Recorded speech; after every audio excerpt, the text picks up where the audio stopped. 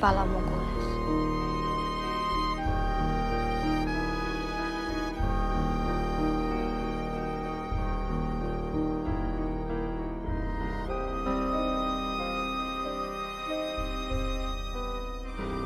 Daenerys Targaryen is such an important character to the story.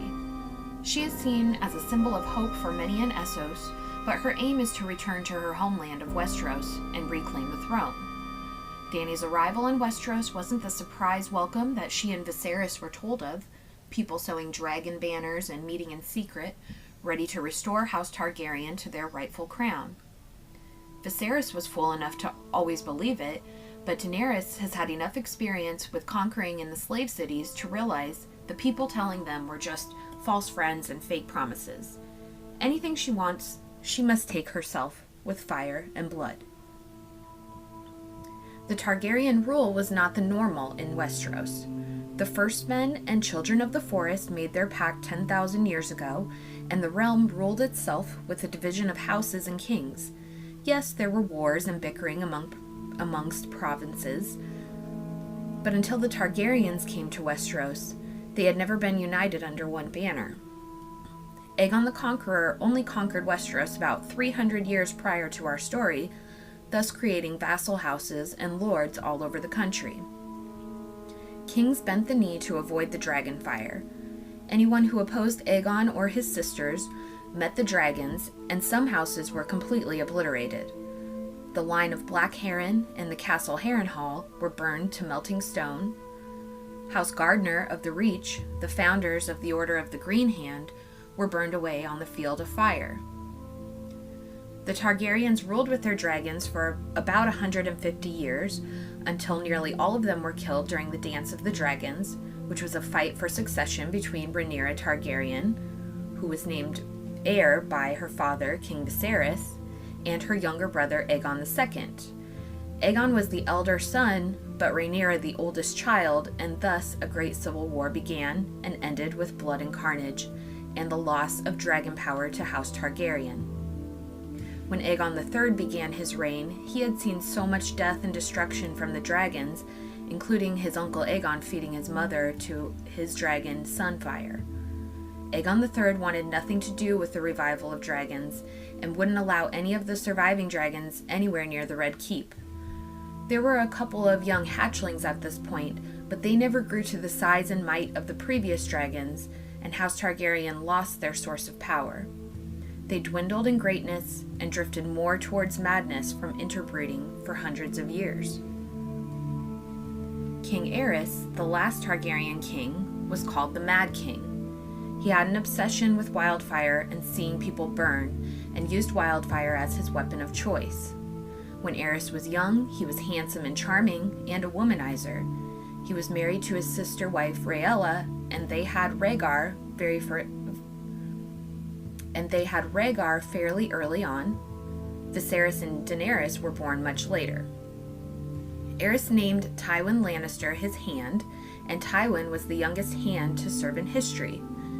He was very able and served the realm with much success for 20 good years, and received praise and gratitude for his good service. Early on, the king and hand got along very well and were close friends. But over time, Aerys became jealous of the positive praise and began to see Tywin as a threat to how he appeared. If Aerys appeared incapable, then it was truly Tywin ruling in Aerys' name. He began defying Tywin at every opportunity and doing the opposite of what Tywin would recommend. He disrespected Tywin's wife, Joanna, publicly, and there were rumors of him taking a king's right of bedding her. Tywin attempted to resign, but Aerys refused him. Their relationship became more and more tenuous, and though Tywin still served ably and well, Aerys gave him no credit. Tywin brought Cersei to court to try and create a marriage pact for her and Rhaegar. Cersei convinced Jaime to join the Kingsguard to be close to her, but shortly after, Aerys refused Tywin's suggestion for betrothal to Cersei, and Tywin resigned on a minor pretext and took Cersei back to Casterly Rock. Jaime stayed as Kingsguard and effectively Aerys' hostage to keep Tywin sweet. Now we must remember what happened to the Starks at this time. When Prince Rhaegar presented Lyanna Stark with his favor at the tourney of Harrenhal, the Northmen were inflamed and considered it an insult to her honor, she being engaged to Robert Baratheon at the time. There was rumor that Rhaegar had kidnapped Lyanna after the tourney, causing Brandon Stark to ride to King's Landing and calling out Rhaegar to come out and die. Aerys took the Northmen prisoner and called their fathers to come to the city and answer for their sons' crimes. When Lord Rickard Stark arrived, he was taken prisoner and horrifically executed by wildfire. Brandon was also killed trying to rescue his father from the flames, but held back by a leather choking device that killed him slowly.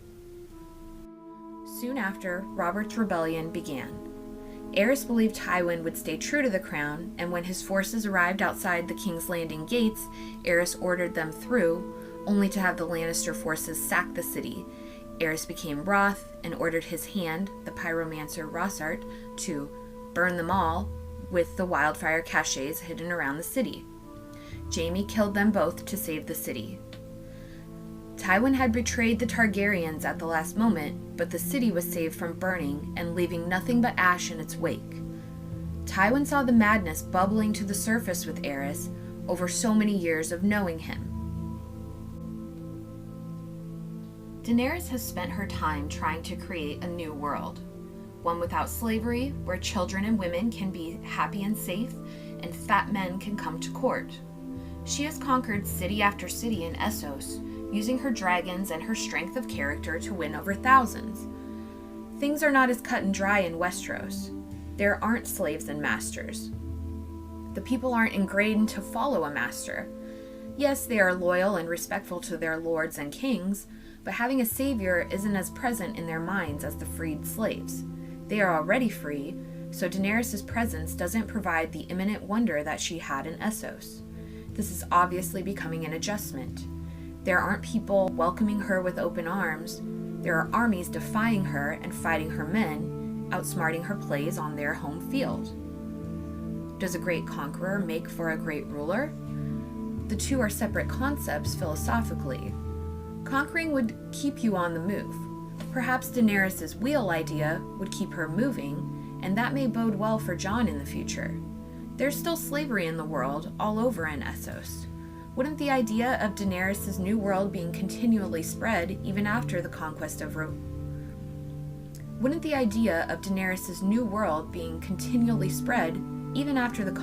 Westeros be a romantic idea? Her ideal world wouldn't become stagnant, and she wouldn't lose the chance of her message becoming old news and the old ways returning to her conquered lands. Dario said that she's a conqueror, and that's the truest thing that can be said for Daenerys. Her efficacy at ruling, though, might be a different question. We have seen Daenerys become wroth at sitting and waiting, and she and Drogon took to the sky to take back a piece of the pie at the loot train attack. Daenerys unleashed her Dothraki in the field, and she and Drogon attacked from above. They obliterated the Lannister and Tarly armies. Tyrion did not recommend Daenerys to attack the mainland yet. Dany faulted Tyrion largely for the loss at Casterly Rock and for the attack on the Sand Snakes by Euron, and questioned how loyal he truly was based on his strategic attack and loss from his own hometown. Tyrion watched the loot train attack from a distant hill and saw his brother Jaime in the fight. This further hit home for him. Armies on his own land, people from his own city were burning and dying before him. This is the reality of what he wants to accomplish to get Dany on the throne.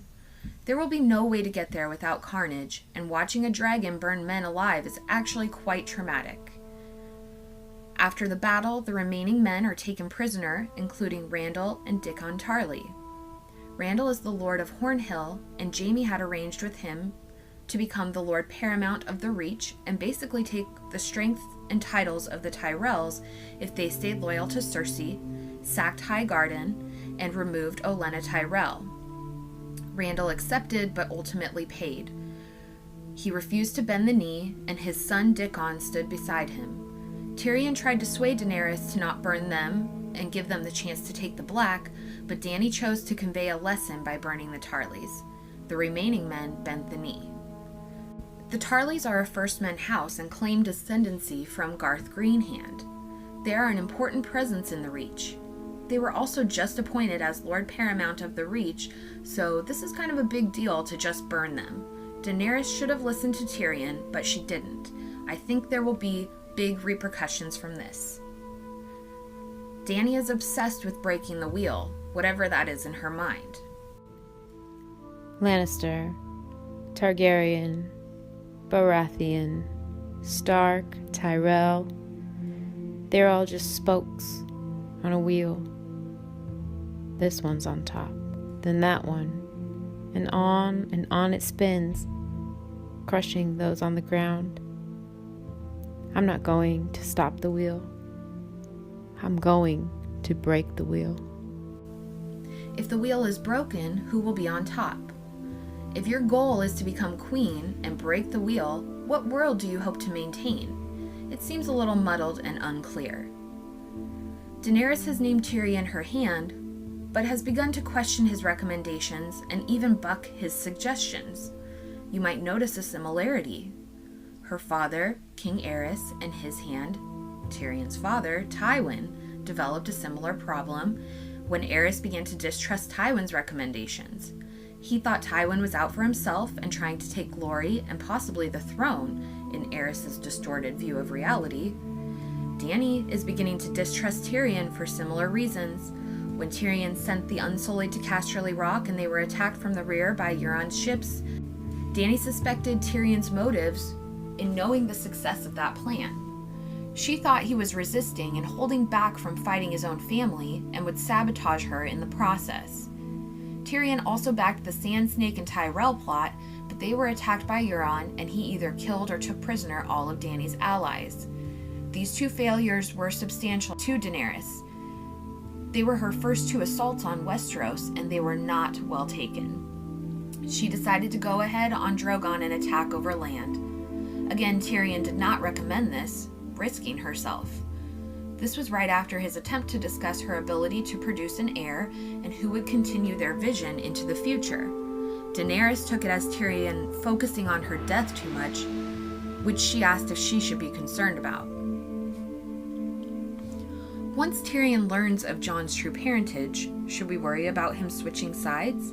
Jon's claim is stronger, as the male and Rhaegar's son. Anyone who stays loyal to the queen will do it by choice, but not necessarily by rights.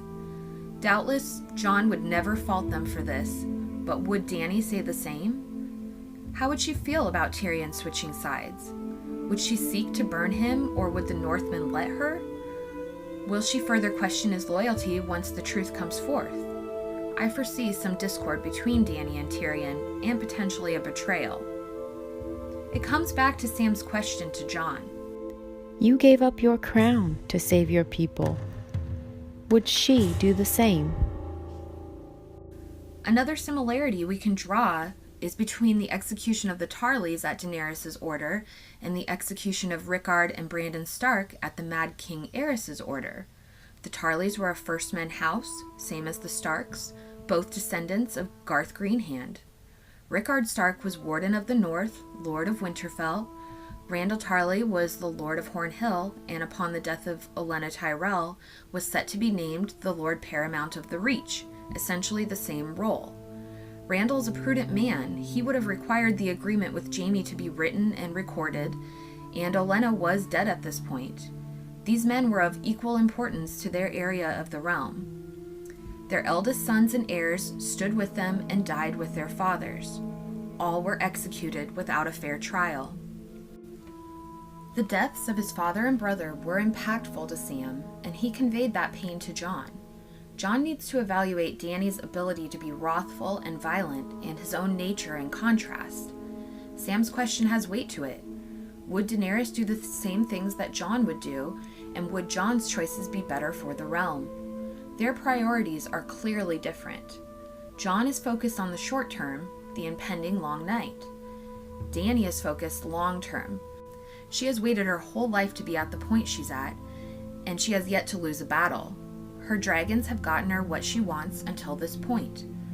Will she be able to reflect upon what's best for the realm and balance it with what she has actively worked towards achieving for years? And what if Jon is what is best? Would Dany give up her crown, or will we see another Targaryen civil war, a second Dance of the Dragons? It would be amazing to see Dany go out in a blaze of glory, as we have seen some of her ancestors do. The question that Tyrion posed to her does have weight, though.